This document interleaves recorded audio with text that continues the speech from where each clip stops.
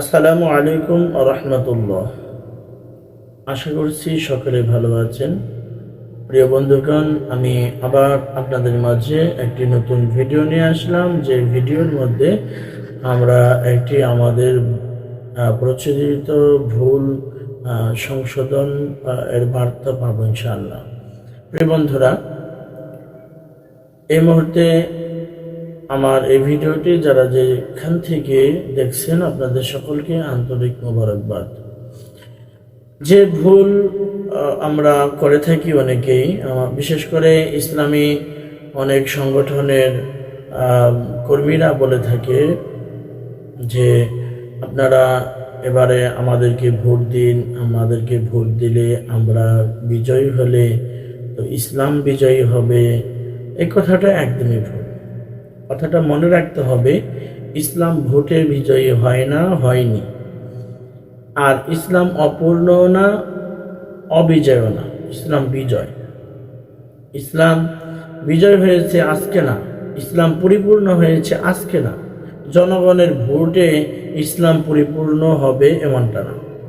আল্লাহ পাক রব্বুল আলামিন 1450 বছর আগে রাসূল আকরাম সাল্লাল্লাহু আলাইহি ওয়াসাল্লামকে বিদায় হজের সময় আয়াত নাজিল করে জানিয়ে দিয়েছেন যে আল-ইয়াউমা আকমালতু লাকুম দীনাকুম ওয়া আতমামতু আলাইকুম নি'মাতি ওয়া রাদিতু লাকুমুল ইসলাম দীনা। সাদাকাল্লাহুল আযীম। আল্লাহ পাক রব্বুল আলামিন বলেন, আজ আমি তোমাদের জন্য তোমাদের দিনকে পরিপূর্ণ করে দিলাম, তোমাদের প্রতি আমার নিয়ামত পূর্ণ করলাম। সুবহানাল্লাহ। আল্লাহ তাআলা আমাদের জন্য দিনকে পরিপূর্ণ করে দিয়েছেন, দিনকে বিজয় করেছেন। এটা আজকে নয়, 1450 বছর আগে বিনা ভোটে। এটা আল্লাহ তাআলার সিদ্ধান্ত। অতএব প্রিয় বন্ধুগণ আমার, এ কথা বলার কোনো সুযোগ নেই যে আমাদেরকে ভোট দিলে ইসলাম বিজয়ী হবে, না, এটা না।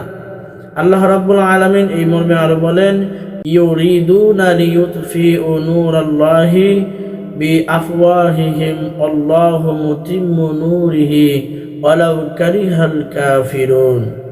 আল্লাহ পাক রব্বুল আলামিন বলেন যে একটা শ্রেণী আছে, তারা আল্লাহর নূরকে তাদের মুখের ফু দিয়ে নিভিয়ে দিতে চায়, কিন্তু আল্লাহ তার নূর পরিপূর্ণ করেই ছাড়বেন। সুবহানাল্লাহ। অতএব এখান থেকে বোঝা যায়, কেউ ভোট দিলে ইসলাম বিজয়ী হবে না, ভোট দিলে ইসলাম বিজয়ী হবে না, কেউ ভোট দিলে ইসলাম থাকবে, কেউ ভোট না দিলে ইসলাম থাকবে না, এমন কথা বলা বোকামি ছাড়া আর কিছুই না। এজন্য প্রিয় বন্ধুগণ আমার, এখন কথা হচ্ছে, তাহলে আমাদেরকে ভোট দিলে, অর্থাৎ ইসলামী দলগুলোকে ভোট দিলে এতে জনগণের লাভ কি? এতে ইসলামের লাভ কি? না দিলে ক্ষতি কি? এই বিষয়টা সম্পূর্ণ ভিন্ন। এ বিষয়ের সাথে আমি একটু বলতে চাই যে আসলে আপনি যে ভোটটা দিবেন, এই ভোটটা কিন্তু একটা আমানত।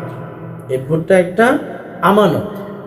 অতএব এটা একটা বড় আপনার একটা দায়িত্ব আল্লাহ তাআলার পক্ষ থেকে। আল্লাহ রাব্বুল আলামিন বলেন, ইন্নাল্লাহা ইয়া'মুরুকুম আন তুওয়াদ্দুল আমানাতি ইলা আহলিহা। সাদাকাল্লাহুল আযীম। আল্লাহ রাব্বুল আলামিন বলেন যে নিশ্চয় আল্লাহ তোমাদেরকে আদেশ দেন আমানত তার প্রাপকের কাছে পৌঁছে দিতে। অতএব ভোট যেহেতু আমানত, আর আপনার এই ভোট, আপনার এই সমর্থন সেই ব্যক্তি পায় যে ব্যক্তি এর যোগ্য, অর্থাৎ যে ব্যক্তি পার্লামেন্টে যাবে, যে ব্যক্তি সংসদ সদস্য হবে, তো তার কাজ কি? জনগণের সেবা করা, ইনসাফ প্রতিষ্ঠা করা, এগুলো হলো একজন এমপির কাজ। অতএব আমরা আজকে দেখছি যে স্বাধীনতার 54 বছর পর্যন্ত, মানে ওই স্বাধীনতার পর থেকে এই পর্যন্ত 54 বছর বিগত হয়েছে, তো এদেশের মানুষ ইনসাফ পায়নি। এদেশের মানুষ স্বাধীনভাবে কথা বলতে পারে না, বাকরুদ্ধ করা হয়েছে বারে বারে। অতএব আমরা একথাই বলতে চাই যে ইসলামী সংগঠনের নেতাকর্মীদেরকে যদি সমর্থন দিয়ে এরপরে পার্লামেন্টে পাঠানো যায়, তাহলে ইসলাম বিজয় হবে না। ইসলাম বিজয় আছে, কিন্তু ইসলাম কায়েম হবে। কথাটা বুঝতে পারছেন? ইসলাম কায়েম হবে। ইসলাম এদেশে পরতে পরতে ঘরে ঘরে পরিপূর্ণভাবে বাস্তবায়িত হবে। এইটা সঠিক কথা, এটাই হলো সঠিক মত।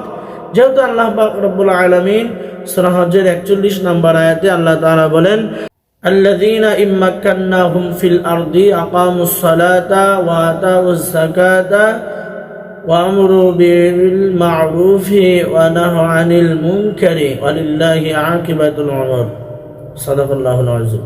আল্লাহ পাক রব্বুল আলামিন এই কথা বলে দিয়েছেন যে আমার পক্ষ থেকে আমি যখন খলিফা নির্বাচন করি, যাদেরকে আমি ক্ষমতা দান করি, তাদের কাজ হইল, প্রথম কাজ তারা নামাজ কায়েম করবে, তারা নামাজ প্রতিষ্ঠা করবে।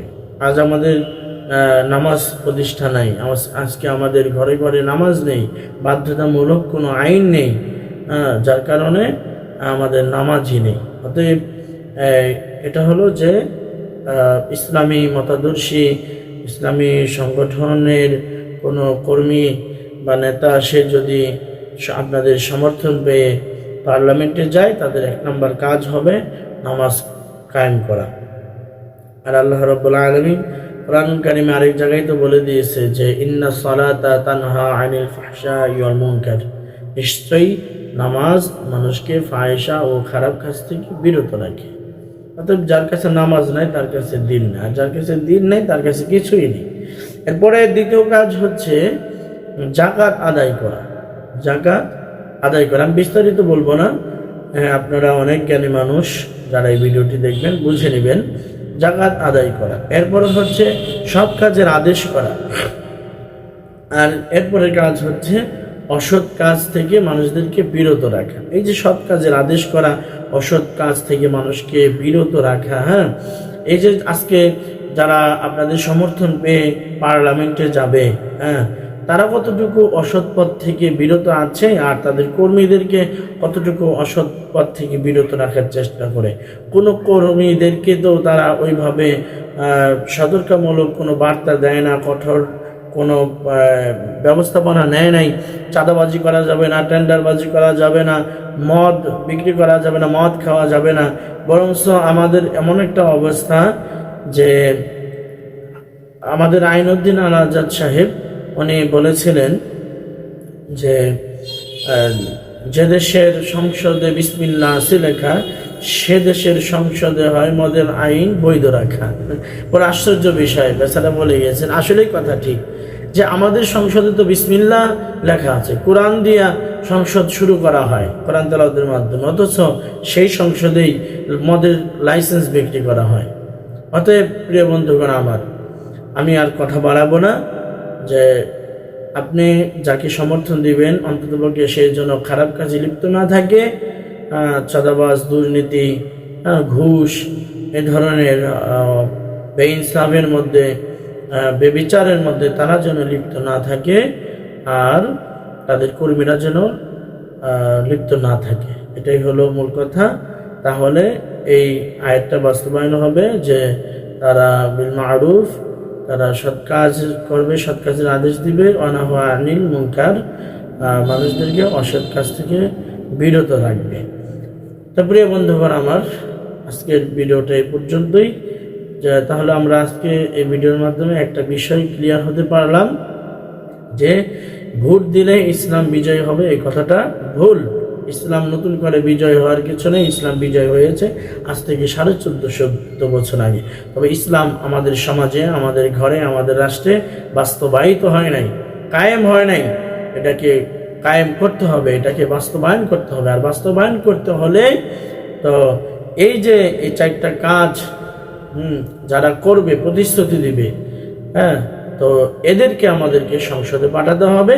তাহলেই এই সংসদ হবে ন্যায় ও ইনসাফের এক পূর্ণ প্রতীক, যার মাধ্যমে এই আমাদের পুরা বাংলাদেশটার মধ্যে অনীতি, বেইনসাফ, বেবিচার, সমস্ত দুর্নীতি, চাঁদাবাজ, লুণ্ঠন, এগুলো দূর হয়ে যাবে ইনশাআল্লাহ। আল্লাহ পাক রব্বুল আলামিন আমাদেরকে সঠিক পথে রাখুন। আল্লাহ পাক আমাদেরকে আমাদের আমানত তার প্রাপ্য ব্যক্তিকে বুঝিয়ে দেওয়ার তৌফিক দান করেন। আমিন। আসসালামু আলাইকুম ওয়া রাহমাতুল্লাহ।